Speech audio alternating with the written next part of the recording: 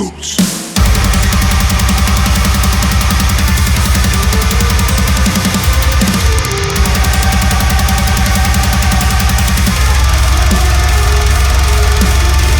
All right, how are we doing today, everyone? This is Grant from Balrogs Blastbeats, nerd podcast about all things nerdy. We're definitely the coolest podcast about the least uncool thing that you could talk about. And joining me today are my co-hosts. I'll go. Margy. I'm Margy. And we also talk about heavy metal on occasion. And I'm Josh Redbeard, and yes, Grant, that was the review that one. Was it one of your friends said like the coolest uncool podcast around or something? We need to turn I that think into tagline. I think it was the most cool uncool playlist, the most cool uncool podcast. I'll take that. We should put that 100%. on a shirt. Yes. But Yeah, once cool, uncool. once we get a bit more professional, I'm sure we'll figure out a proper tagline. We should write a proper intro. Could someone write one for us? I'll give you $1.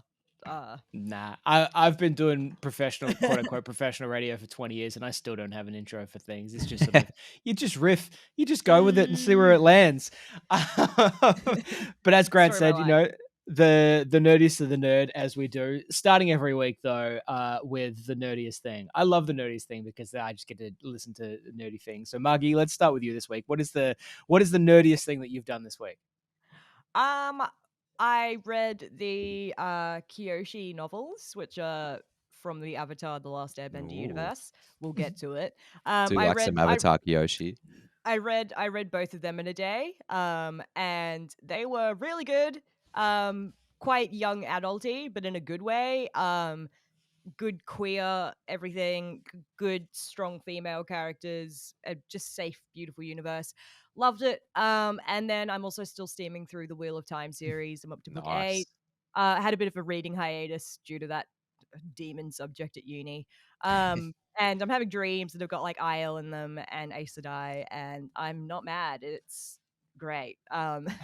Yeah. So, the Kyoshi books, does that enter? Not enter. Does that have what I consider the most terrifying creature that I could think of imaginable? In the spirit world in Avatar, you know, the centipede. Ko, the face stealer. The face stealer. That I reckon that is honestly like whenever I think of like, oh, I'm gonna write like a metal concept album and I need a creature that is terrifying. Like to me, that's the first thing that comes to mind. Just it actually got one that's older than Ko, and it's like they call him Father Glowworm, and it's fucking terrifying, and his oozy flesh is just full of human teeth. It's messed up. Because in the show, her face features on Ko, doesn't it? When Aang goes into the or is that a different? It's the love different interest warrior of Avatar Kuruk, who was the Avatar before. Oh, okay, yeah. So, but it's from the same clan, isn't it? Maybe that's where I got confused. She's Earth Kingdom. He was Water Tribe. Oh, I could have sworn that I haven't seen it in years, but yeah, I could have sworn her face was anyway, on it. I could talk about that all day. I'll talk about it later, maybe. Yeah. I have no idea what you two are talking about, but I love it. Nerdy shit. What about Josh? Tell me something nerdy. What you been up to? The nerdiest thing I've done this week. So to kind of preface this, like I love to write. Like amongst the many things that I do, I love to write, and I have fingers in pies. Yeah, like just anything, like really. But I have like 3 like film scripts that are like, you know, about like 90 to 95% complete. One of them in particular has a whole bunch of like action sequences, and I realized like over the years of writing that I'm good at like a conversation back and forth, but I'm not any good at like writing set action pieces, like fight scenes and stuff like that. And hard to write well. They really are. But as a big reader. Yeah, but yeah, I know one set of writers that I always knew did them well was the writers that work for like Warhammer 40,000, for like Games Workshop. Those writers know how to write set action pieces. And so like I picked up the first book in this series called The Horus Heresy, just for like, I was like, this will just be mindless trash, but I'll get some good like fight scenes out of it. And I got so invested in this series that I've just finished book 40 in this series. The series is currently up to 61 books in just the Horus Heresy. So there's like hundreds and hundreds. It's worse than an anime. Jesus. It is amazing, but it's like it's basically Game of Thrones in space. Like it follows like 18 different brothers, and like there's like, you know, the war that kind of splits between them. But the story is actually fucking amazing. Like there's different writers, so there's like a couple of guys that like oversee like the whole massive storyline, and then they kind of feed out different stories to different authors. But like the way that they tie into each other, the way that, like, how deep the characters are, it is so engrossing that every time I finish a book, I'm like, oh, I should go and read something else, and I just pick up the next book in the series and keep reading. Yeah. And these aren't even short books. Like I think that there's two in all 61 books. I think there's 2 books that are under 400 pages. Most of them are between 400 and 500 pages. But yeah, I'm so addicted to these. But yeah, so I've just finished book 40, and my brain's like, oh, you've got all these other books you want to read, but book 41, You're committed. Yeah, Sounds I mean, good. Like, just from the title of it, like book 41's a lot about like the Emperor, like the master of mankind. And he's sort of a figure in the background of a lot of the other books. So I'm kind of really interested in reading that one. So I'm like, I'm gonna have to start reading book 41. Sounds like some God Emperor of Dune shit going on there. No, the Emperor, like the God Emperor in fucking the Warhammer 40,000 universe would like kick the shit out of Emperor Padishah IV, like absolutely just like wipe the floor with him. What, like, the like, next worm? level. Huh? Yeah, Nah. 100%. No. Nah, Nah. he's Yeah. invulnerable, man. I'm sorry. Yeah. The Master of Mankind would fucking take that worm, would take bloody Shai Hulud, beat the shit All out right, of him. that is a who would win. Yeah, that's a who would win in a fight topic if I've ever heard one. That's such an obscure one too, for like Yeah. so many. Like there'd be like that small group of people who like who know both. I want to find that overlap. Honestly, though, the people that are nerdy enough to like Warhammer are probably the same people who are nerdy enough to have read the 3rd book and of wordy Dune. enough to have read the And 3rd book wordy, of yes. Dune. Oh jeez. Fuck, now I'm picturing that fight, and it's something else. Did you know Frank Hubert had like an IQ of like 160 or something like that? Doesn't was he a member of Mensa? Frank Herbert, yeah. Was he? Yeah, I think so. Probably. My Wait, grandma was invited to join Mensa. That's my fun fact. How far from the tree the worm apple fell. Apparently, it was close to 190, his IQ, and he decided, Jesus. oh, I could change the world, or I could change the world of sci-fi books, and he decided to write a book and ignore his child to a point where he wrote a book about it. If we didn't have Dune, we wouldn't have had Star Wars, and I like Dune, but I love Star Wars. So. I love Dune. I've read the first book so many times. Grant, let's feel like you got something nerdy for us. Well, the nerdiest thing I've been doing this week, I've been playing a game called Keep Talking, Nobody Explodes. So essentially, it's a two. Yes, it's a two. Is it the movie Speed? No, it's way more horror inducive than that. So it's essentially a game where I have a virtual bomb that I need to defuse, and my friend that's playing with me has a bomb manual that you have to go through a URL to find. And essentially what you have to do is I can't see the bomb manual. He's not allowed to look at the bomb I'm defusing. He has to explain to me how to defuse the bomb with what the information I'm describing to him that's on my bomb. Oh my God. And it's got a timer, and like the first bomb you do is kind of like it's got a module with a set of colored wires, and I tell him like what wires are there. So he's like, is the 4th wire white? If the 4th wire is white, cut the 5th wire, and that will diffuse that specific module. But after you get about like 2 or 3 pages in, you have like a Morse code component. So we had to learn Morse code to play this game. My friend, Dinesh and I, we've done it, and it's like there's like this word game, there's like this numbers game, but the Morse code was the hardest part. So we have to figure out Morse code to figure out the word to type in to diffuse that module, and then go on to do like a literal Venn diagram of 7 separate circles to figure out the key to cut wires on this specific 7 different colored wired module. I'm so into this. It gets wild, but it's so fun. It's so good. I really like that. We've come up with all of our own little shortcuts after a while, defusing these bombs to be able to get through it. But it's such a wild game. Anyone who's got a computer, I recommend getting a friend and downloading it and playing this game. It's so much fun. But as you're doing it, you could play it in VR as well, which I think is much harder because you have to physically put the bomb down to do other things. And there's alarm clocks and stuff that go off in the background randomly to jump scare you. And the amount of time you have to defuse the bomb, it decreases. And if you it's like a 3-strike system. So you can make 2 mistakes, but those mistakes speed up the timer, and the third mistake blows it up. Yeah, it's very stress-inducing, but I love it. It's such a fun game. It's not quite like real life then, because I'm pretty sure if you fuck up defusing a bomb in real life, you only get one shot. That's the chance. Yeah. Well, if you're good at making the bomb anyway, you get one chance. But if you're the Joker, then maybe you get the 3 chances. That takes us to the next segment, Bomb Making 101. The Anarchist's Cookbook. Here we go. But no, I think so sick. Yeah, that's awesome. Next segment for us today was severely underrated. I hear you've got something for us, Margy. Yes, I do. This is inspired by my reading of the Kyoshi novels. I'm talking about Avatar: The Last Airbender, which was my topic choice is inspired by our next segment as well, because this was very important in my teenage years, this TV show. And yeah, so this is kind of, to me, coincides with a lot of other personal growth. And I'm talking the TV series, not the cursed movie. No, we're not. I refuse to watch. What are you talking about? What movie? Oh, how they made a live-action movie of the series Avatar: The Last Airbender. Yes, they did. No, it didn't. It doesn't exist. What are you talking about? Whoops. Fuck. I stuffed up.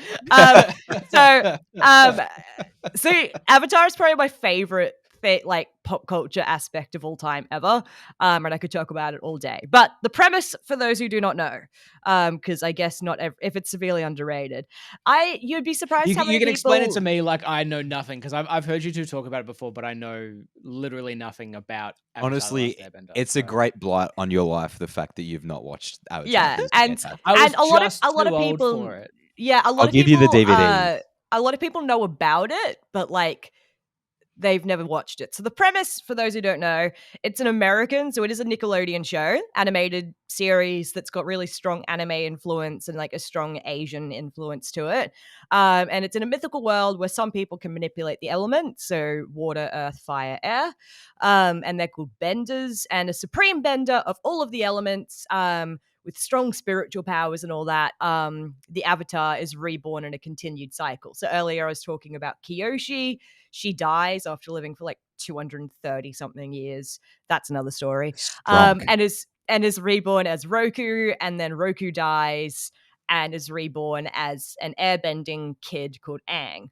And the series follows the events 100 years after the Fire Nation. So there's 4 nations. Yeah. Sorry. It's just the intro. In joke, if anyone's seen the show, you'll get it. And they wiped out the Air Nation, who were really peaceful nomads, very much based off Tibetan sort of Nepalese aspects.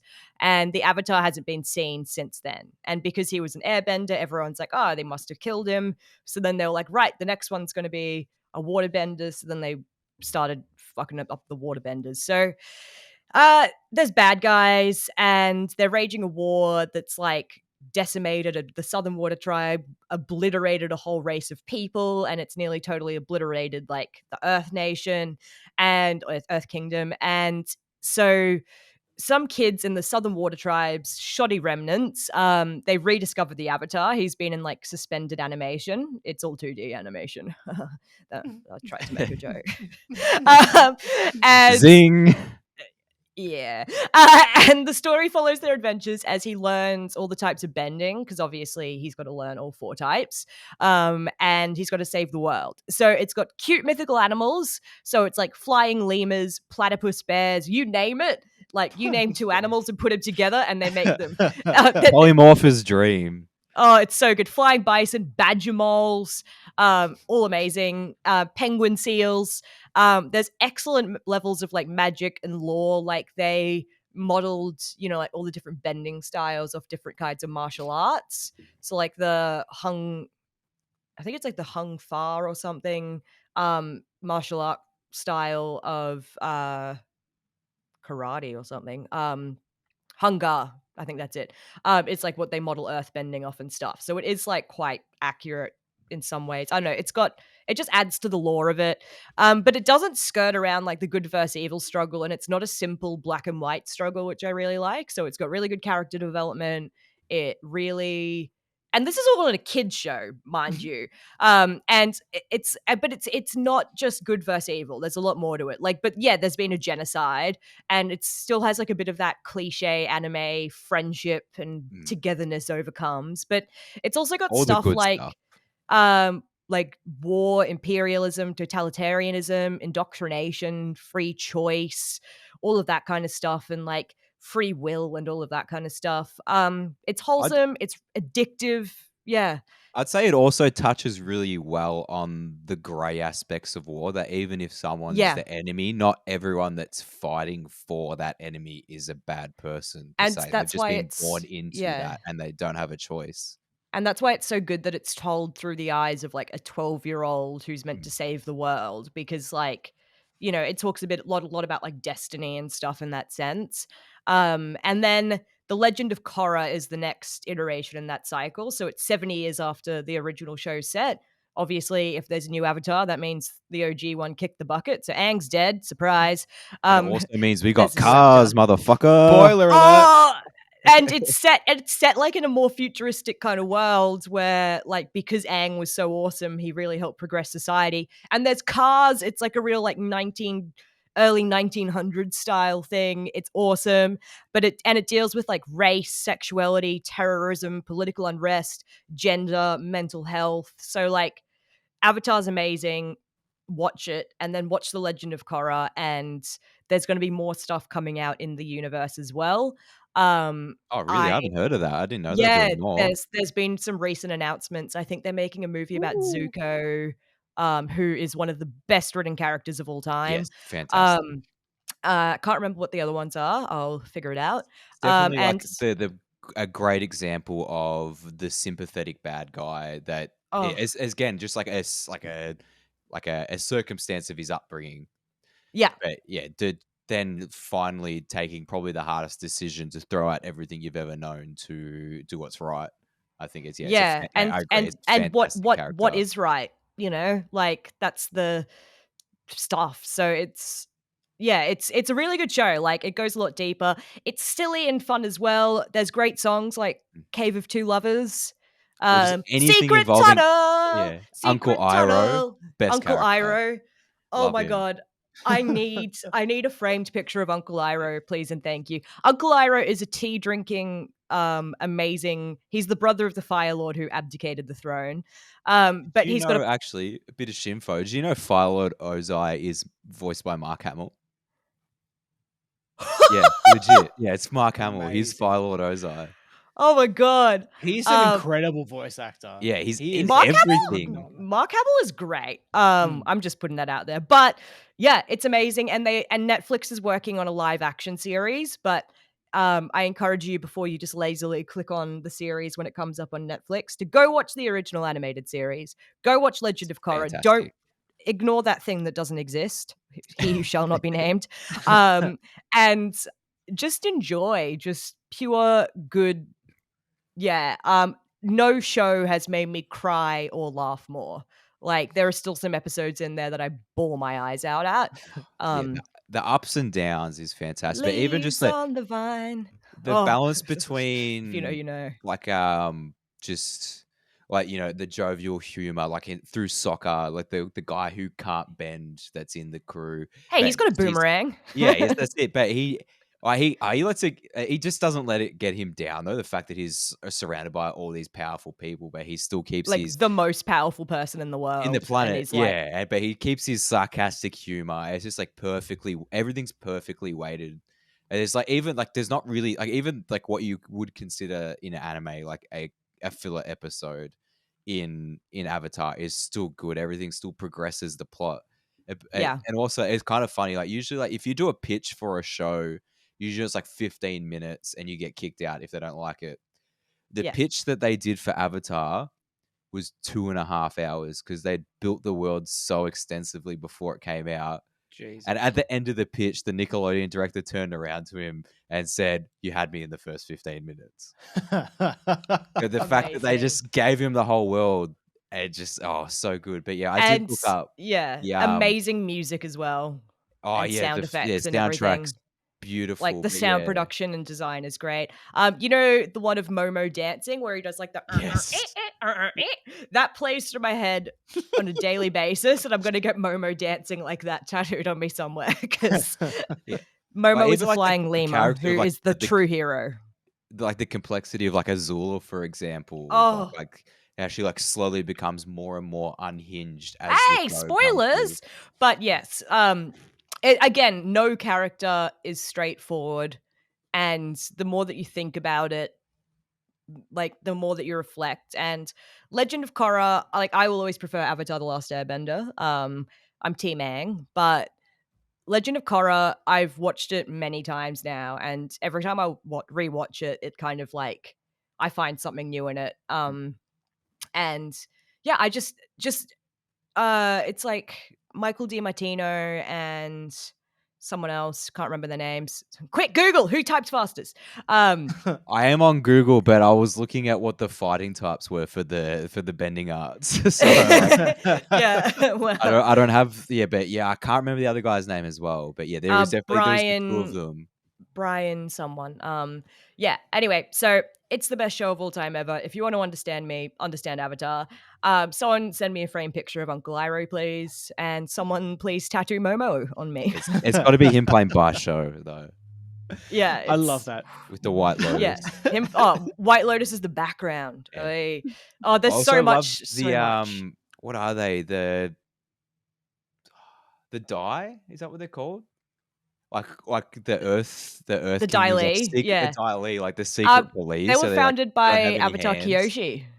Oh wow, yeah. Yeah. That's So again, if you read the Avatar Kyoshi books, Hmm. it's kind of like the early part of her life, but the lore is so thick that stuff in the Avatar Kyoshi books makes stuff in Avatar make sense, and vice Yeah. versa. It's like it's really deep. The lore is really deep. It's Like, the best thing about the world is the fact that the two, I can't remember the names that we talked about before, like, the two guys have been involved in every aspect. Like none of it's been ghostwritten, like none of it's been handballed off to someone else. So like it's just, its lore is just absolutely pure and just so well thought out.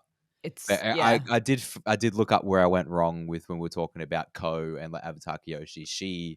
Avatar Kyoshi helps Aang through like the second arc of when he's in the spirit world. That's where I was getting confused because he's with Aang and then he's with Avatar Roku. Brian later on. Konietzko. And Aaron Brian Konietzko. Hessaz is the head writer, and Michael Dante DiMartino is the other guy. Sounds like There we some go. very Canadian names. That's why we can't remember them. That's probably why everyone's so nice, except for the parts where Yes. they're not. Anyway, Josh looks very upset. Oh, one last thing to add: turtle ducks. Turtle ducks, so cute. All right, that's my severely underrated segment. No, you're not too cool for it. No. I love that though because you've sold it very, very well, and it's clearly something you're very passionate about. So watch it. Watch it, or I'll fight you. Yeah. I'll add it to the list. My list of things to watch is very, very long, but I definitely put it to the top.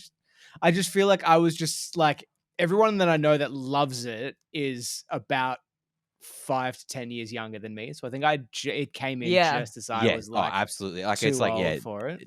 Nickelodeon, like primetime TV show. I never had Nickelodeon, so I just gave my family computer viruses by watching it illegally online. Nickelodeon was all I had. Okay, my shoes didn't fit, my toes are deformed, but I had Nickelodeon. Oh my god!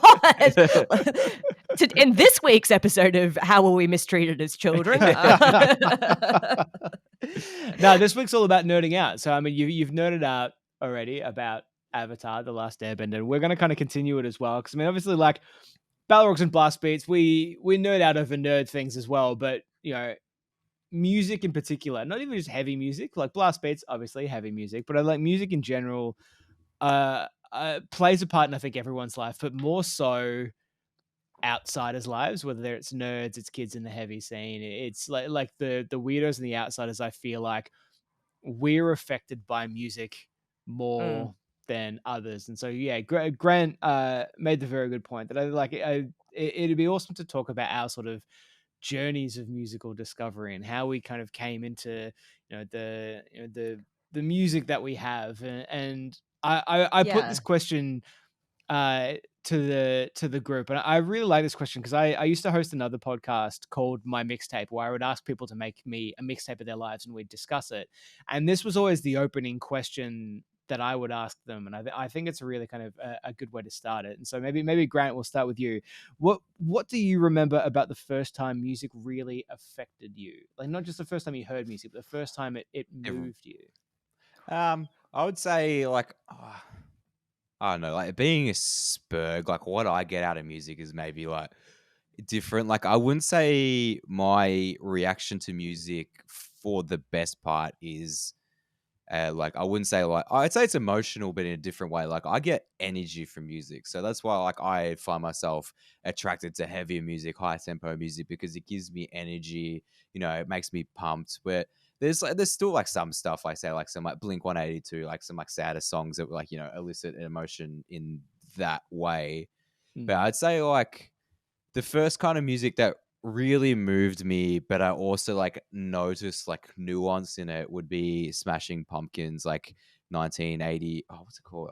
1989. Is that what it's called? 1979. 1979. It was just like Not listening paying to attention to the something. lyrics. Yes, it's not even the lyrics. Like it's the drum beat in the background, right? It's So yeah.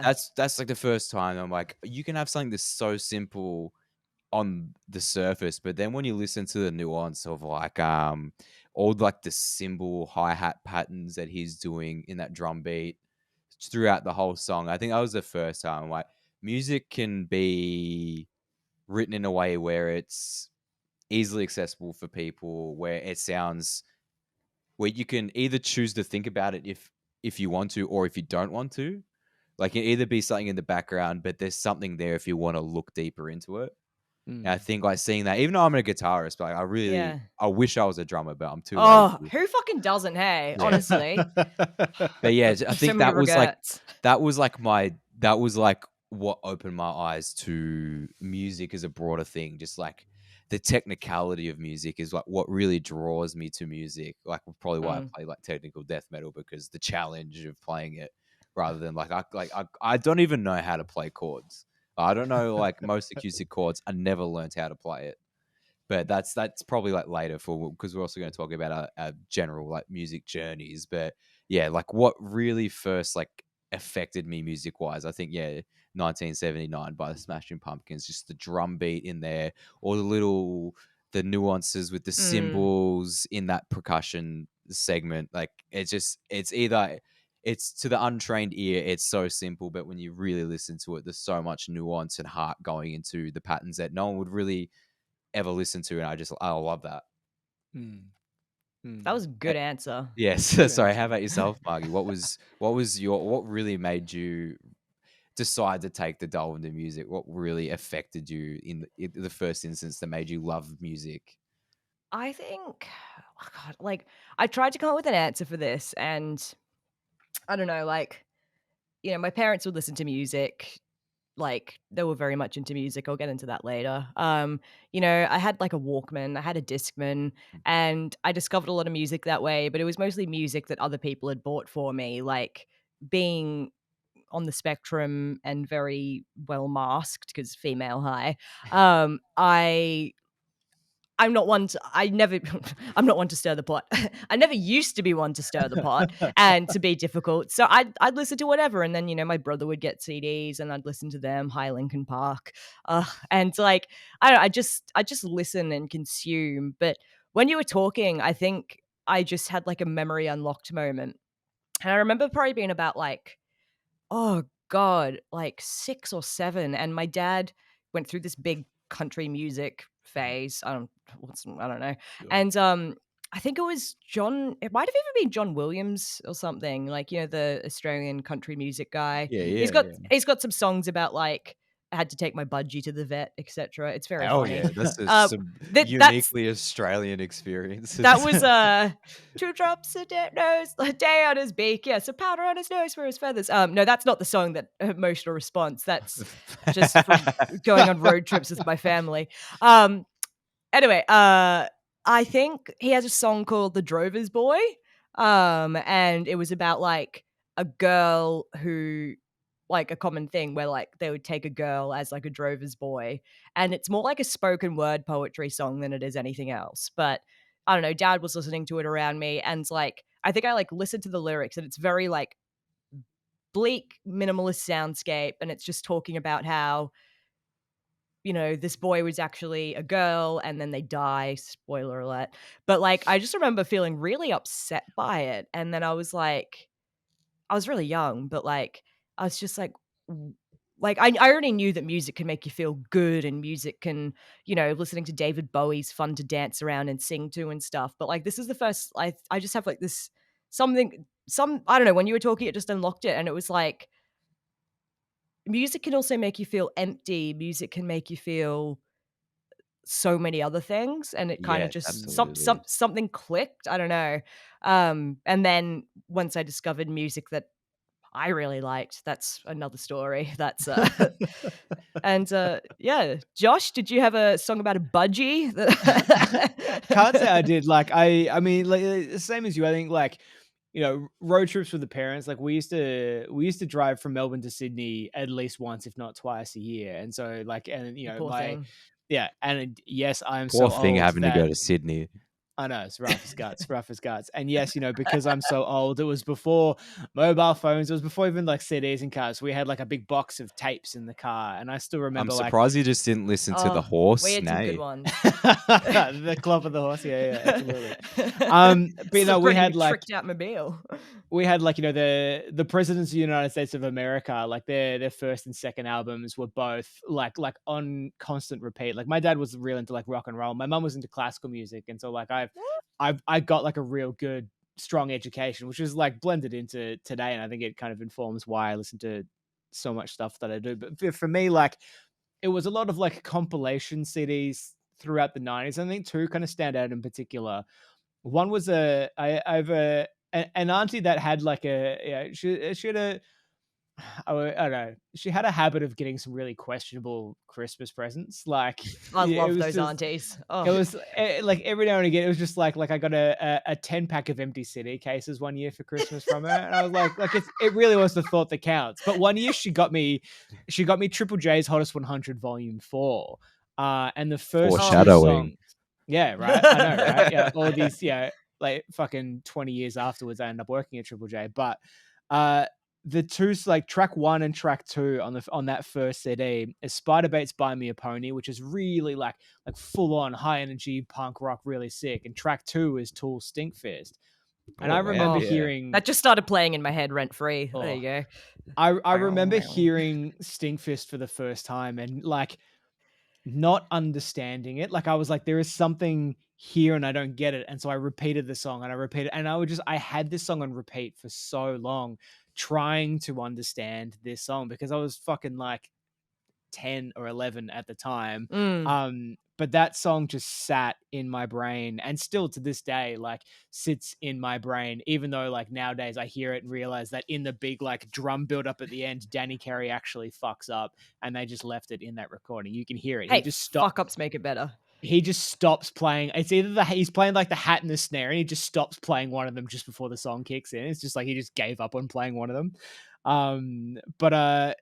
Yeah, I think probably, yeah, Tool's Stinkfist was the first song that I remember beyond just enjoying it. Like the other compilation, which is a weird one to say, it was the soundtrack to Batman Forever, which was an amazing soundtrack, but it had two songs that I loved. It had Seal's "Kiss from a Rose," which is like phenomenal. Like again, like yes. That movie Seal- made that song huge. Seal has one of the most incredible voices ever. Apparently, he also has a massive dong, but that's for another day. Are we going to do a he massive does. dong episode? Are we? Yeah. Elephant seal. That's what we're talking. No, he was dating. So it was a model or an actress or someone, and I remember reading this quote from her, and someone asked him, "When did you know that he was the one?" And her response was, "When I saw him in tight pants," and I was like, "Nice." No, let's be real. It was grey sweatpants, and he wasn't wearing any undies underneath because those things don't hide anything. Yeah, they really, really don't. I was waiting for you to actually drop some Mr. Freeze puns instead, but I guess we went down a more wholesome subject instead. We did. But no, the other song on that was the Allow Offspring. me to break the ice. The Offspring did a cover of the Damned's "Smash It Up," which made me fall in love with both the Offspring and the Damned at the same time. So yeah, and then like obviously I think I think we've all moved through video games. Obviously, I think Tony Hawk Pro Skater is responsible for an entire generation of punk rock. So much. Oh, yes. I saw a great meme Old. that was like, y'all can't be sassing Gen Z for getting their musical taste off TikTok when all of you got your musical taste from Tony Hawk Pro Skater. And I was like, yep. It's, you know what? As a absolutely Gen true. Zer, I also got my music from Tony Hawk Pro Skater. We can totally sass them for their TikTok garbage. Yeah. I'm Gen Z and I'm too old for TikTok. They're all too old for Good TikTok God, we're gonna have to too. get rid of him, Josh. He's too young. That's I know, it. right? I know, right? But I think like the one that's never mentioned in the same breath that should be is the Grand Theft Auto San Andreas. The Radio yes, X. absolutely. Radio X introduced me to Danzig, Depeche Mode, Alice in Chains, so many fucking good songs. The L7 were in there as well. Pretend to be Dead. The mouth of the ocean. Yeah, but yeah, Radio He X introduced me to Yarling. Nice. Radio X is like one of the best programmed like in-game radio stations I've and ever the ads heard. too. So. Yeah, the ads. Yeah. The ads. Yeah. In GTA 3, I'd always listen to the Talkback Show because that was always very, very funny. But yeah, in San Andreas, it was Radio X, and that was again just like really, really responsible for. Oh yeah, it was the first time I heard Danzig. I don't even think I'd heard the Misfits by that. Is a Mother, isn't it? That's on there. Yeah. Yeah, Mother. Where were you the first time you heard Danzig? Comment below. Actually, don't tell us the first time you heard Danzig because you're probably in a bad situation. All right. Honestly, sorry, I didn't mean to cut you off. Let's keep on trucking, I reckon. Who in your life, Grant, was responsible for different parts of your musical journey? Well, it's kind of weird. Like I'd say to start off with, like probably my immediate family, like my mother and my two brothers, like all like my mother, she was all like loves Metallica, loves like AC/DC, Pearl Jam, and all that. So yeah, she is the coolest. Also, how old is she? Like 25? I don't know. No, she was born in 64, so I think she's like 58. Oh my god! Yeah. She's like nearly the same age as my mum. There you go. I'm the youngest of three. Like my oldest brother is like 7 years older than me, so I guess like it makes sense. But, so she was really into Pearl Jam and all that kind of stuff, Metallica. But Scott, my eldest brother, he was more into punk. He was into like NoFX, Millencolin, all that kind of like punk music that was on Tony Hawk Pro Skaters. But then like my middle brother Brett, he was more like the Used, the Butterfly Effect, like the early 2000s emo rock stuff. And then I kind of was like, oh, this is all really cool. Like probably I had like Metallica and my mum's music stuck with me, but I looked at my brother's music and I'm like, it's kind of lame. Like it's giving me like the push that I need, but I might listen to like Lamb of God instead.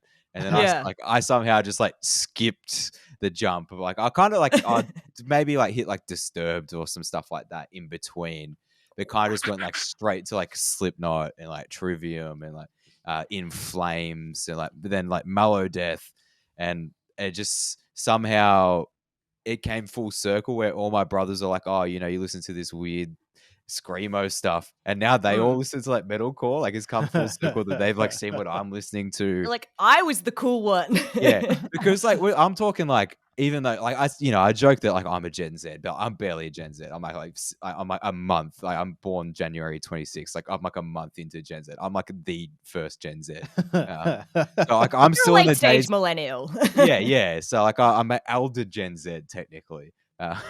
So like I'm talking back in the days like Windows Media Player, when you'd like download music, you'd rip CDs and you'd have it on the computer. And then like when I moved out of like my family house when I was 18, my middle brother moved back in, and like he would listen to the music I had on the computer. So then he got into shit like that I was listening to, like heavier stuff like In Flames and like Aversion's Crown and all this like all this real heavy stuff. And like it's weird how it's come full circle that now my brothers would be like, oh, have you heard of We Came as Romans? Like, yeah, I listened to them when I was like 14. I'm way past that, bro.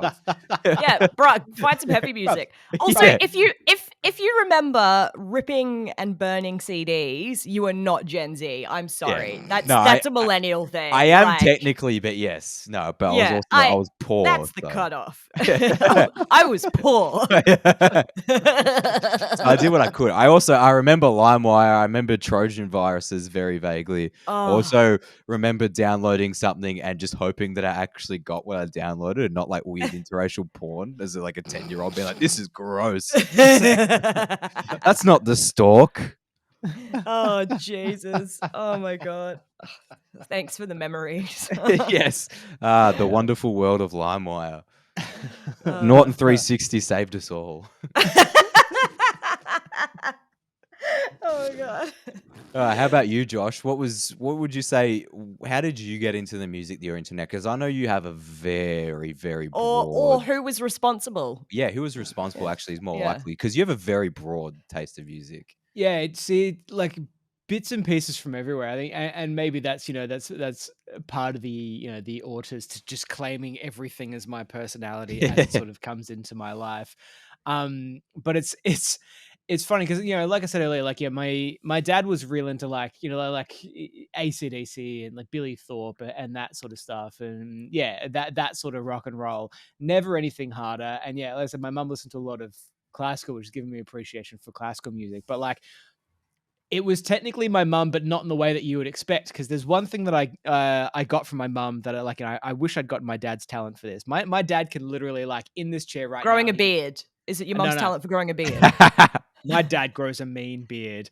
No, my dad could literally fall asleep sitting up in a chair wherever he goes. But my mum has had like real bad sleeping habits her entire life, and I've got those. Like I had like proper insomnia for years and years and years. And so throughout high school, I'd be awake till 3 a.m. most mornings and back up at 6. And so like during the night on the weekends, I would watch Rage, like whatever, like if if you are the international listener, Rage was a thing that started at 11 p.m. on a Friday night and went till 9 a.m. the next morning, and there'd be just a whole bunch of different music videos. But the one that like Sunday morning, or was it Saturday morning? Now there's another one on Saturday night that would go to Sunday morning as well. So it was on both nights on the weekend. But so I would watch all the guest hosts and everything like that, and I watched 9 Inch Nails do it, I watched Slipknot do it, but the one that always stuck with me was Unwritten Law. Unwritten Law, I found this amazing website as a sort of like sideway. If you go to rageaholic.tv, they have every single playlist, but they've coded the website so all the music videos just play one after the other. And so like you can That's so cool. You can go to any. Is that still up there? Yeah, I'm literally looking at the Unwritten Law one. Saturday the 15th, December 2001. Unwritten Law guest program starts with. Imagine like the dude that archived that for 15, 20 years.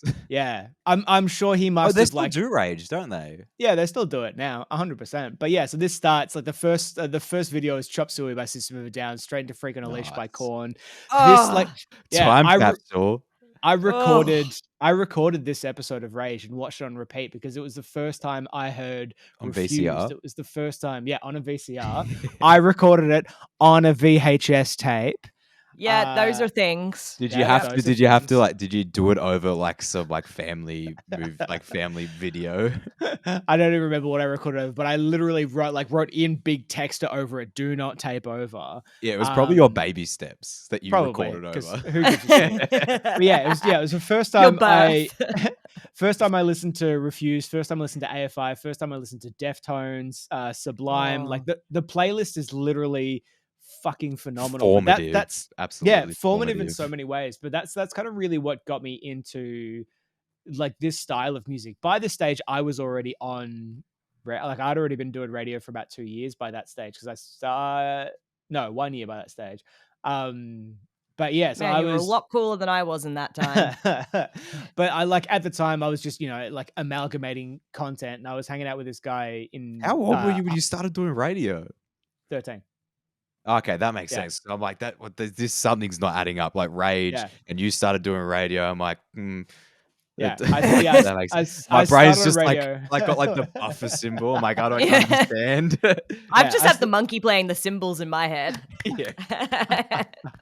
Yeah, I started on radio as well. When I was 13 years old on a dance radio station, because I was also very, very much into like electronic music. I've always been into electronic music as well, and I used to be a dance DJ a long time ago in a past life. But That and is so I can't wait to so see you neat. DJing at Plastic. I've done that. They don't pay my rate. My rate is too expensive for them. Is it so another expensive story for because you another day. don't want to do it? 100%. Yeah, it's not because I feel that I'm worth what I charge. It's because I do not want to do it. And so yeah, We need to do a Balrogs and Blastbeats event where our bands play Grant and then Josh just does party DJ in between sets. Hard drum and bass. No, Spice Girls. Gotta be Spice Girls. You Has couldn't to be afford Spice me. Girls in between sets. You absolutely couldn't afford me. Well, you can't afford can. me. I've But got yeah, a box of magic cards in my closet that definitely says I can afford you. And your dog's also licking its groin. That's just been No, happening in the he's licking his background. leg, but I had to tell him off before, but I didn't want to accidentally leave my mic on mute. But yeah, so like Unwritten Law is probably that most formative journey for me. There was also, I think I told this story like 2 or 3 weeks ago about a guy in primary school called Kyle who he had Punkorama. Yes. He had Punkorama Volume 2 on CD. And he introduced me to a lot of good punk songs, and that'll just kind of sit with me forever. But yeah, no, I've just always, again, it's that sad thing of like, I didn't have a lot of friends growing up. And so I would just like, I have a lot of vivid memories of sitting in my room listening to CDs just because It was so good though. I had music. And so like, I would take my Discman to every single class through high school. I had like my big wallet of CDs that I'd take everywhere. My Discman got stolen and I like went and bought a brand new one straight away because I was like, no, I can't function without this.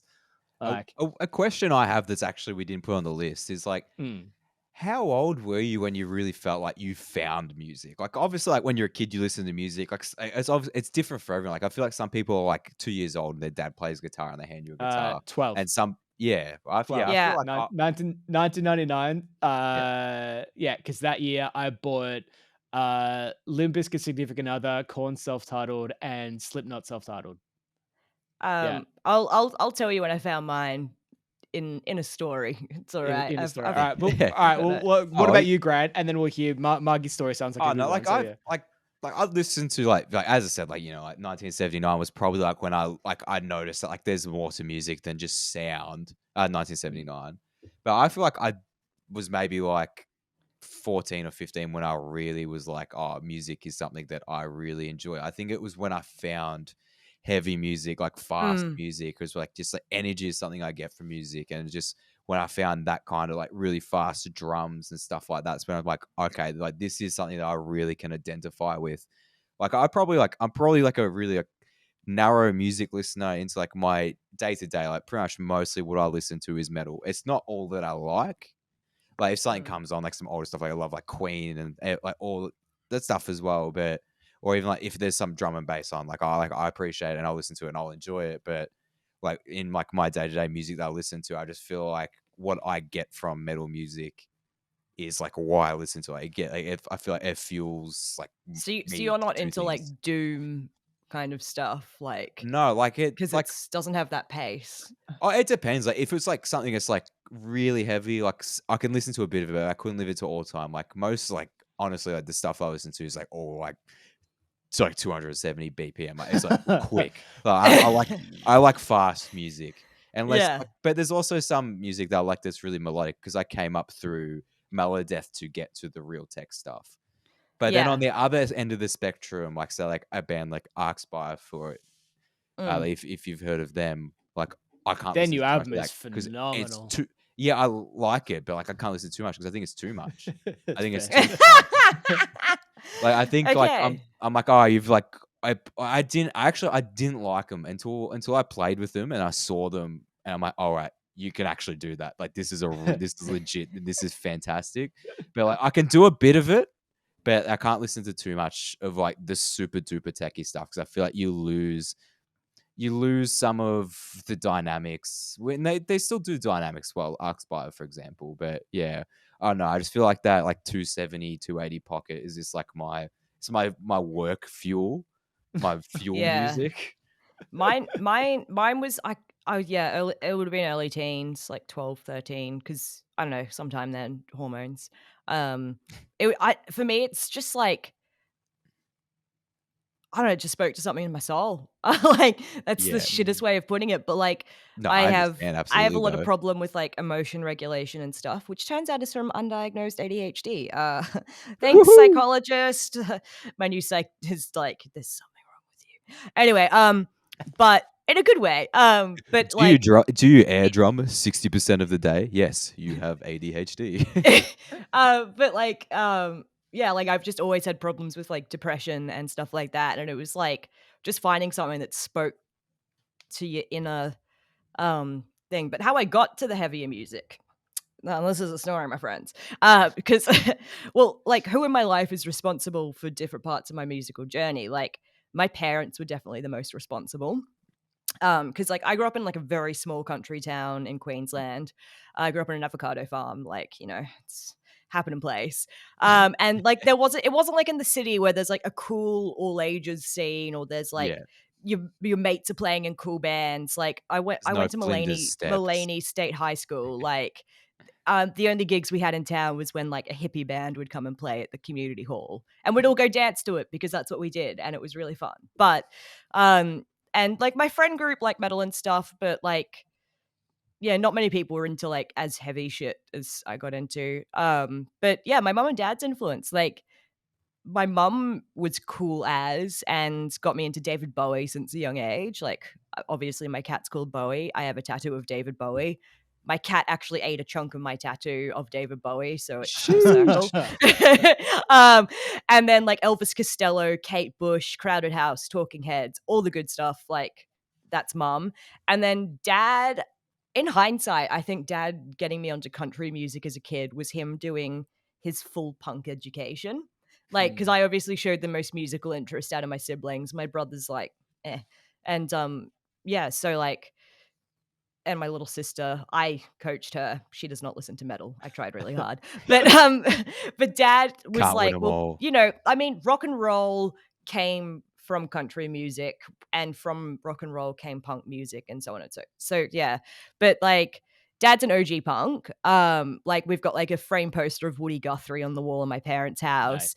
His record collection is fucking huge, and he's got all these unmarked ones from when he used to review records for 4ZZZ, which is the community radio station in Brisbane, and they're like the true real punks.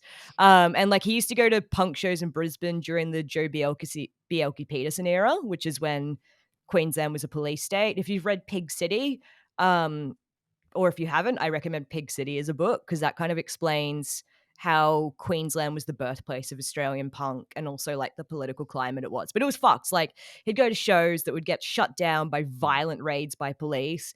Our old premier dad saw at a gig once holding the door open so that he could get people inside, and he got beaten up by cops. And dad was like, I like that premier. I saw him get beaten up by cops once. I was like, where were you? He's like, I was sitting on the roof. I was fine. I was like, you are not a hero. At a safe distance. So dad coached me through like when I was in like my early teens and I started discovering stuff like, I don't know, like Led Zeppelin. Like I'm just like all these bands I was hearing about. Dad was like, all right, the time has come. And he started coaching me on like punk and then metal and how they're different things, and how punk came from reggae, and like, but making me appreciate from the get-go, like, punk and metal are not the same thing.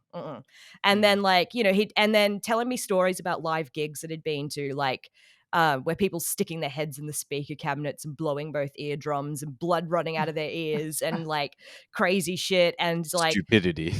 and playing me like Deep Purple's Live in Japan and talking me through it and like stuff like that. So he's getting like, he really coached me into it, and you know, like Alice Cooper and stuff, and yeah, like he really like laid the groundwork. So I have like, so he never was like, oh, Metallica, because in his opinion, Metallica weren't good. So he'd show me shit like, you know, like Black Sabbath, and that's good apparently, but not Metallica. Look, I'm not getting into it. So like, and The Blizzard of Oz still stands up. I listened to that album recently. It's fucking phenomenal. Yeah, like, and then, you know, everyone lending each other CDs and burning CDs and all of that. And then I remember I borrowed a CD. I reckon I would have been in grade 9, so I would have been like 13. And it was like, I was already listening to shit like, you know, The Strokes and Queens of the Stone Age, you know, like whatever. But like, this is like the first time I listened to something that was even moderately heavy, that wasn't like, I don't know, like someone else was playing it. And it was when someone lent me 13th Step by A Perfect Circle, and The Outsider was playing. And you know how The Outsider gets like heavy at the end.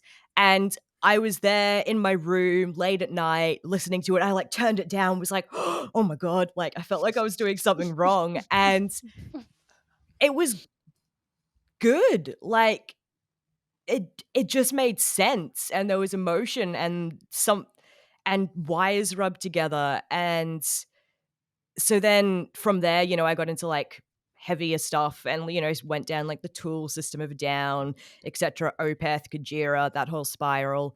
And then my game-changing moment was In Flames. I love In Flames. I think I remember I was on the bus to school and I downloaded like their album Colony. And Ordinary Story. It was Zombie Inc. Oh, yes. And Zombie Inc. is, if you know it, you know it. If you don't, we'll put it in the playlist for the show. There's just this beautiful, it's melodic death metal at its peak. It's just fucking gorgeous. And I listened to it like 10 times in a row, and I was just like, holy shit. And then by the end of high school, I was cranking Job for a Cowboy in my shitty car, hooning around the neighborhoods, terrifying people, ducks in my school, but also like taking out my headphones, and my teacher's like, can you turn that down? I can hear screaming. And I'm like, sorry. Like, just the yells of the innocent. It's the yell. It's my soul dying. But yeah, like, yeah, I can't believe like I remember like the 2 songs that were like 2 really big moments for me. In and Flames then, was a huge one for me too. I definitely back that. Yeah, everything up to and including A Sense of Purpose. That's amazing. the last good one. Yes, absolutely. That's the last good one. Yeah. But In Flames. Actually, oh no, yeah, Sense of Purpose is the one after Come Clarity. Yeah, Sense of Purpose is definitely the last good one. First song I crowd surfed to, Take This Life. Yeah, bang good on. song. Good. Actually, I have I've got a set list from the last time they played here up in my memory box from when I was like 2016, I think. No, actually, not that long ago, but then I think about it, it was actually like 6 years ago. So it was a while ago. Well, I mean, sorry, go on. Oh, I was thinking we might save the next question for another one, which would be good to talk about with a guest. We can always just edit this little section out if we need to. I was thinking the next question. The moving to the stage part. Yeah.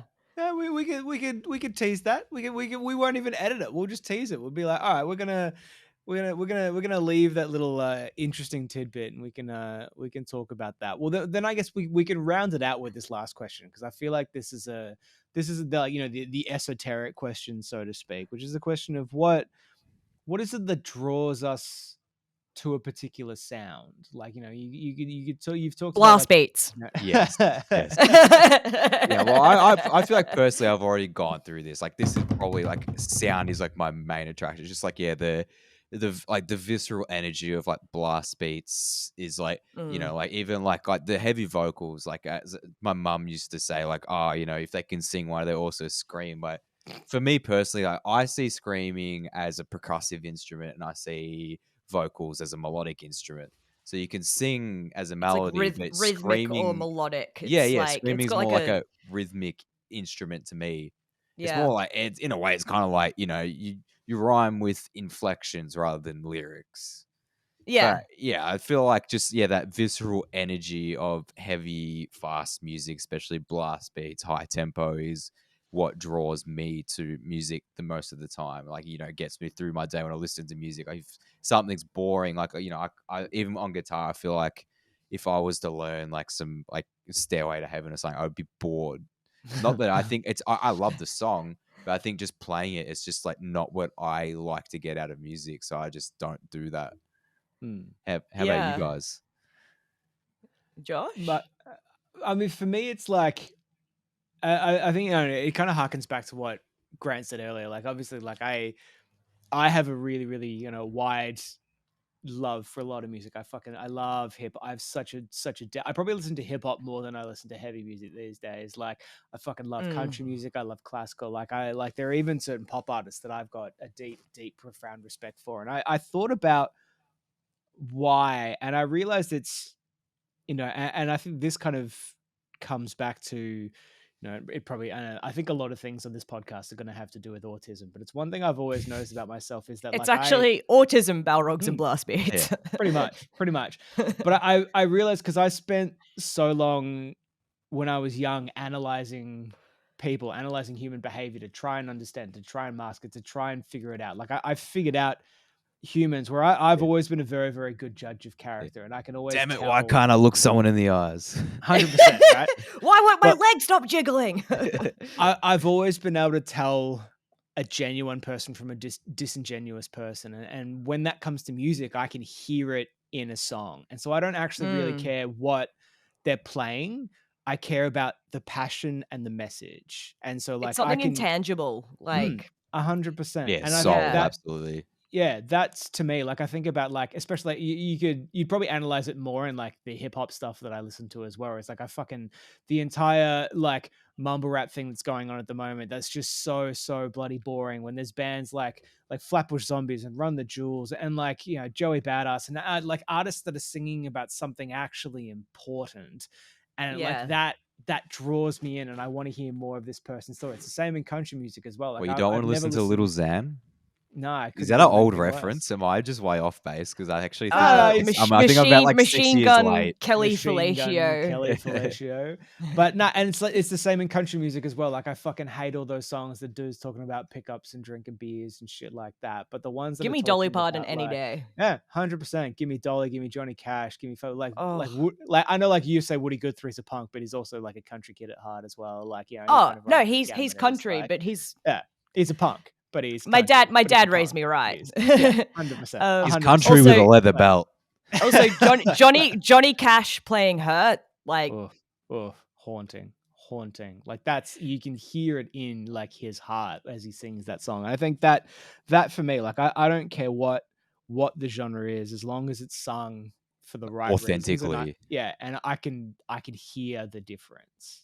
And I think Yeah. that for me is it. That's what draws me in. It's I authenticity. really get that. Like someone can show me a band and I'll be like, I just don't like it. They're like, why? You like this band, you like this band, you like this band, they're all similar. And I'm just like, I just don't like it. Like, I think like music is like, we'll talk about it like when we talk about playing music. It's like, I didn't realize that it was like a really big part of me until like after learning instruments. Then my mum's like, oh yeah, my mum was like Amos A in piano and violin. And I was like, what? Like, sorry? Like, because I never met her. But I was like, I don't know, music's just like this like really innate thing to me. And when I hear something that's just, it just resonates. I can't explain it other than like, it's like you've got strings inside you and the music is something about how the music's coming out hits something in you and it just has this emotional connection. And that's why like heavy music like my my brutal beat downs when I'm feeling beat down. Uh, that's one of my playlists that I like listening to. Like just stuff like it just these are just songs that feel like breathing to me, and like it could be songs from 15 years ago, or it could be songs that I've only just discovered.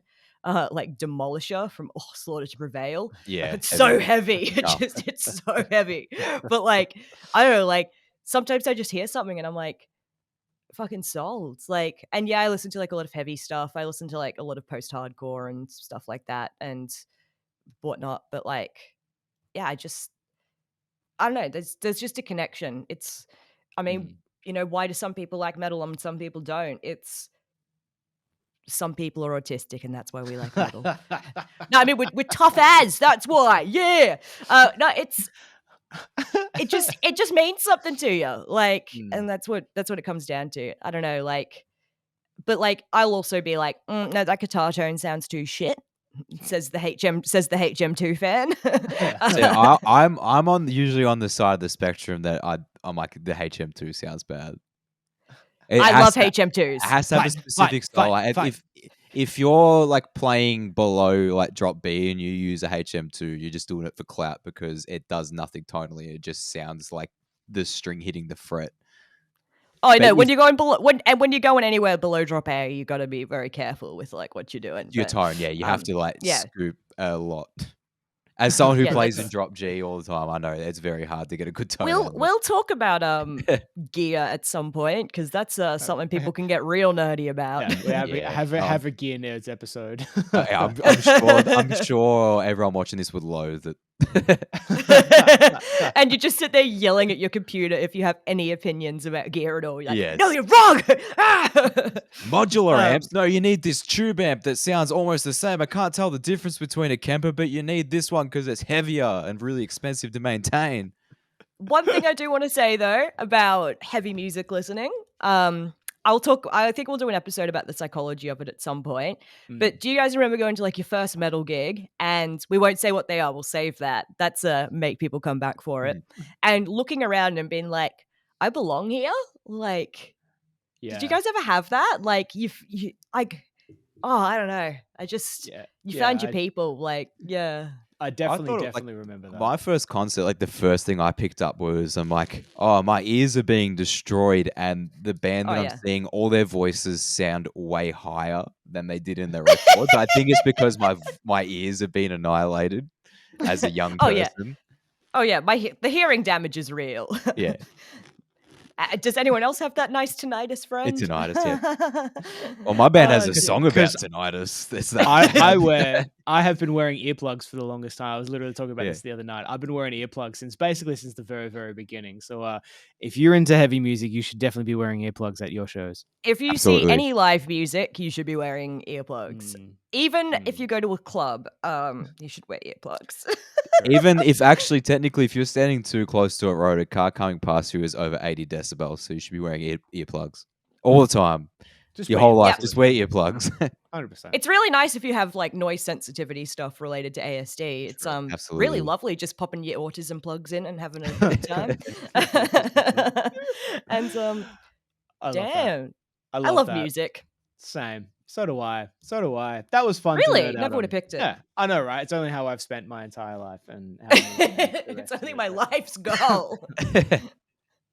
But we're gonna round out with a final beat for the show. We're gonna bring it back to something more typically nerdy. We're going OG. Right, yeah. So this segment I've titled "One Has to Go," and I need you to present your arguments as to why and your thoughts as to why. But so you have two options. You have to argue one side of the fence, but in the end of the day, one entity has to leave existence forever. So none of their stuff exists anymore. So everything that currently exists stops existing, and we're left with one or the other. We're going DC or Marvel. Grant, hit me. DC or Marvel? Marvel has to go. Ooh. So I thought about, I'm like, oh, I really like the Marvel universes, but then I thought about like my progression as a human when I was young, and then I'm like, so DC, like the movies, most of them not that good. Suck, yeah. But the animated universe unparalleled, like Teen Titans, the original Teen Titans TV show, like the cartoon when I was young. Mm. Loved that. I absolutely loved it. Like, between like all the characters, especially like even like how like creepy like Slade, well, they call him Slade in it, like by his name. I don't know why they don't call him Deathstroke, because that's like his like villain name is Deathstroke, but they just call him by his like birth certificate name for some reason. Well, I assume. But yeah, I loved that. Oh yeah, just like all like the Justice League adjacent like animation, like 2D animation on like Cartoon Network from like the early 2000s with like I was in that Hawk Girl, Martian from Mars, Green Lantern, and all like, yeah, like imagine like the Green Lantern movie sucks, but like Green Lantern in that is like fantastic. Old Man Batman, Nightwing, I just thought about it. I'm like I thought originally, I'm like, oh, Marvel will be my thing, and then I really thought about the DC animated legacy is just so much better than the recent like Marvel movie expansion that they've made within like the last 10 years. Yeah. Anyway, you guys, what do you guys reckon? Go on, Margy. Look, I'm not a big comics person, nor have I partaken in the universes a lot. And I think I've just changed my answer based on what Grant was saying. Because I was gonna say DC can go, because they take themselves too seriously. They're kind of shit. Like, fuck Batman. I'm sorry, fuck Batman. Like, what? You're rich? That's a shit power. Anyway, and Marvel's got like Deadpool, which is a joke about superheroes, and I'm like, I really like that. But then I was just thinking, like, a world where there's no like Wonder Woman and stuff, like, yeah, exactly. and like Marvel doesn't have many great standout female heroes. Like, I mean, there's like They Captain have a Marvel, but few, but they're not well she's like written. she feels like an answer to Wonder Woman, and it's kind of Well, like, I'm also pretty sure that there's also a Captain Marvel in DC. So I oh, think they both probably. have one. Like, it's really weird. Yeah. But like, yeah, I think if there wasn't DC, then I mean, if there wasn't Marvel, something else would spring up in its place. Yeah. And like, wherein if the like DC's got your basics down, you've got Superman, you've got Wonder Woman, you've got Spider-Man. Spider-Man's Nah, no, wait, Spider-Man's he's Marvel. Marvel. Spider-Man's Ah, Marvel. fuck it, he's not that good anyway. Margy hates everyone. Yeah, what do you reckon, Josh? I broke it down into 4 categories to try and like think about my. I'd like to see like, your matrix of decision making. So Venn my matrix diagram. broke it down to comics, films, TV, games, and so on the comics, I truly believe they're equal. I reckon the lore and the legacy, how deep they go, how many variations. Like I feel like they go toe to toe, and I honestly don't believe there's a clear winner there. I think, but you also have like the sour taste of Stan Lee, like taking credit for everyone that's ever worked for him. True. Yeah. Yeah. That is very, very true. But if we leave Stan Lee's poor legacy aside at times, like the quality of the stories, I don't think there's one that champions the other in that respect. In film, Marvel, I think, just wins. DC's yes. Marvel's had more wins my internet's than dropping out. DC has in that respect. You're back. It's fine. Yeah. I think when DC have nailed Batman almost every time. The Batman's legacy is fairly solid, but every other superhero they've just never done right, in my opinion, in film. There is great stories there. It's just no one's ever told them properly. TV, I have to say Marvel wins easily. Even if you're talking cartoons, I don't think anything beats the original X-Men cartoon. That yeah. And the Spider-Man all pointing at each other. That's an iconic meme. It is. But like, yeah, and like that X-Men was like my entire childhood was that cartoon. And then like how they're expanding the cinematic universe into the TV universe has been phenomenal versus like, I mean, like Gotham is DC's probably making some clunky efforts. Yeah, like Gotham is interesting at times, but it's like I don't know, like the new 52 Joker is cool. I feel like with the bad efforts of DC that's happening currently, I think it's because DC's always been the forerunner in the comic sector. Like they do something wild, like they did like Death of Superman, kill Superman, and then like Marvel's like, oh, we need to like kill someone and get edgier. and then DC did like the multiple Earths, multiple like universes, Timeline and then yeah. Marvel's like, oh, we need to do that. But because Marvel got the front foot on the cinematic universe, DC, I don't think they know how to copy someone else and follow up on that. But because they just didn't get it right, I don't think they know how to respond to keep up with that. And maybe because the DC is kind of like a darker sort of timeline. They're like, how do we stand up to like these Hollywood blockbusters that are like good versus evil triumphs and, you know, etc. Like, how do we make our cinematic universe? Like, do we make it dark? And it's like, and because like Marvel has the kids because they have humor. Like they're always going to have the kids, where DC doesn't have the humor, so they're not going to have the kids. They're never going to have the money. But they will have comic book guy from The Simpsons. Yes, comic book guy from The Simpsons. But yeah, and then the last category, like the Arkham Asylum, Arkham City, Arkham Origins games are some of the best games just ever. Like they're so much fucking fun to play. They're so well written. They're so well voice acted. Again, Mark Hamill does the voice of the Joker in that. And he's Injustice. Injustice. The storyline of Injustice is incredible. And so yeah, I think DC wins in that because most of the Marvel, the only good Marvel one that I remember is that Marvel versus Capcom fighting game. I was going to talk about that. So there's a secret character in Marvel versus What's Capcom. this game? So what's it's Capcom? So it's Capcom was like a Time Crisis, Mega Man, just like all these Japanese export products and like IPs. And there's this one character that's like like Marvel versus Capcom is kind of like Mortal Kombat. It's just like a fighting game, like come at each other. But there's this one secret character that's called what's he called? It's like a poorly drawn Mega Man, bad cover Mega Man. Bad cover. I'm just looking it up now. You got to Google it because I got to find out about it because I played that game so much as a kid. Bad box art Mega Man is what he's called. Bad box art Mega Man. Have you ever like you know what Mega Man is like from like the 70s and the 80s? Yeah. So essentially, like because it's like a Japanese IP and it was like blowing up in Japan, they decided that they were going to bring it to America. And then the Capcom America people were like, oh, we have 6 hours to make box art for Mega Man. So they literally took a photo of a human person, like a real life man in like a fat dude in a tight suit in front of palm trees holding a handgun. And that was the box art for this game that went nowhere. So what Marvel versus Capcom did, they had this character you could unlock that was called Bad Box Art Mega Man. And it's just this fat dude in a tight suit with a handgun. And it's hilarious. Like it's such a good take on themselves.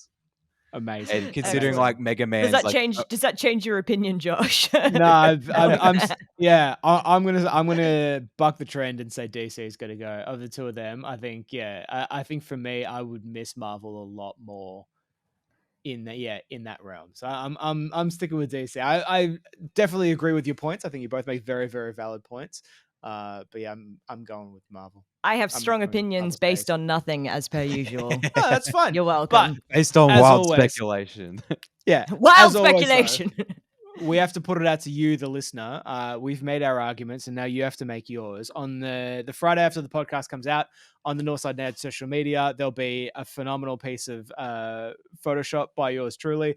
And the question will be put out there, so you've got to go. You can leave it in the comments if you're watching this on YouTube, or on the Instagram, the Facebook, and let us know which one. You can only pick one, and the rest cease existing altogether. You can't go back and watch the movies. It's not just they're not making anymore; they just don't exist anymore. And they never existed. They never existed. But if you have the memory that they existed, you could capitalize on that and make a shit ton of money. That's true. So whichever one you're going to win, and we understand that from a capitalistic, yeah, monetize that Mandela effect. But but you've got to answer that question because we need to know because we like it. Even if you get rid of Marvel, Bad Box Art Mega Man will still exist because he is Capcom. So take that into account. So if you don't want to lose Bad Box Art Mega Man, it's fine. Doesn't matter who you choose. He's still going to haunt your dreams. I'm definitely. I love adding that to bad the box art Photoshop. Mega Man. It's hilarious. I can't believe that anyone thought that was a good idea. I can't believe that you think it's not a good idea. Well, it obviously stopped them from making a lot of money when they released the game, because like imagine like you're a 10-year-old and you're like, Legend of Zelda, that looks fantastic. Fat guy with a handgun, maybe not. Gonna play that. I'm gonna play love that. Zelda. I love that so much. I'd choose fat guy with a handgun personally. Or maybe because they thought, it's America, you know, you gotta play America. with what you've got. America. Shout out to you for listening though. Like, subscribe. Thank if you, you- dear yeah, listener. Go and follow us on YouTube. There'll be more YouTube content coming in a very, very short period of time. We're working on some cool stuff there. Follow Northside Nerds on socials and like, the subscribe, things. leave some reviews. Do what you do. Tell your friends, tell your mum, tell someone you hate. Your mum would probably Especially like this people you hate. episode. Yeah, Hey, my especially mum the found people you hate. my mum found out that I have a podcast. So there you go. did- Even though you I've didn't? told her many times. I was going to say you didn't tell your mum.